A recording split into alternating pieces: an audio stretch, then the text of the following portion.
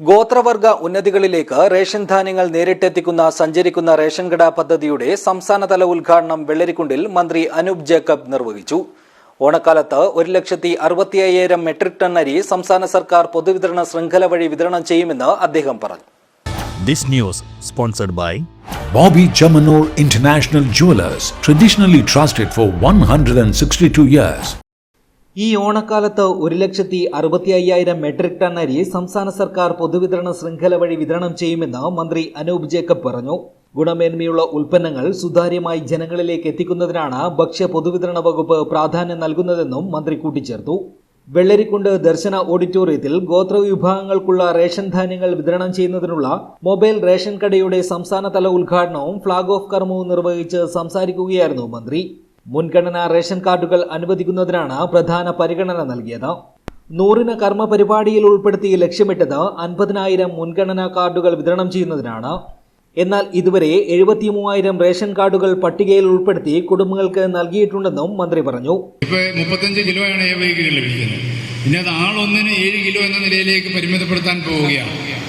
അപ്പോൾ സ്വാഭാവികമായിട്ടും പലതരത്തിൽ, എന്നാൽ ആള് കൂടിയാൽ പോലും 35 മുകളിലേക്ക് പോകത്തുമില്ല.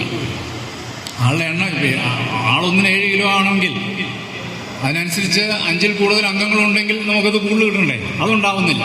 അപ്പോൾ 35 ആയിട്ട് മൊത്തത്തിലുള്ള എത്ര അംഗങ്ങളുണ്ടെങ്കിലും 35 ആയിട്ട് ലിമിറ്റ് ചെയ്യുകയും ചെയ്യും.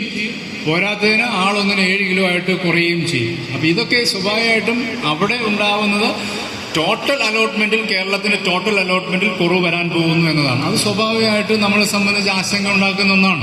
100 ദിന കർമ്മ പരിപാടിയിലെ മറ്റൊരു പ്രധാന ലക്ഷ്യം ഗോത്ര വിഭാഗങ്ങൾക്ക് ഉന്നതികളിലേക്ക് നേരിട്ട് റേഷൻ ധാന്യങ്ങൾ എത്തിച്ചു നൽകുന്ന മൊബൈൽ റേഷൻ കടകൾ വ്യാപിപ്പിക്കുക എന്നതാണ്. അതിന് കാസർഗോഡ് ജില്ലയിലെ വെള്ളരിക്കുണ്ടിൽ നിന്ന് തുടക്കം കുറിക്കുകയാണെന്നും മന്ത്രി പറഞ്ഞു. ഓണക്കാലത്ത് സപ്ലൈകോയ്ക്ക് 253 കോടി രൂപയാണ് സർക്കാർ അനുവദിച്ചത്. സാമ്പത്തിക പ്രതിസന്ധി സപ്ലൈകോയിൽ നിലനിൽക്കുകയാണ്. സാമ്പത്തിക പ്രതിസന്ധി ക്ഷേമ പ്രവർത്തനങ്ങളെ ബാധിക്കരുതെന്ന് സർക്കാരിന് ഉറച്ച നിർബന്ധമുണ്ട്. ഓണക്കാലത്തെ വിപണി നിയന്ത്രിതമായി നിലനിർത്തുമെന്നും കെ സ്റ്റോർ മാറ്റങ്ങളോടെ നിലനിർത്തുമെന്നും പടിവാതിൽ സേവനം പരിഷ്കരിക്കുമെന്നും മന്ത്രി വ്യക്തമാക്കി. ഗോത്ര ഉന്നതിയിലേക്കുള്ള മൊബൈൽ റേഷൻ കട പദ്ധതി താൽക്കാലികമല്ല. പദ്ധതിയുടെ തുടർച്ചയുണ്ടാകുമെന്നും മന്ത്രി പറഞ്ഞു.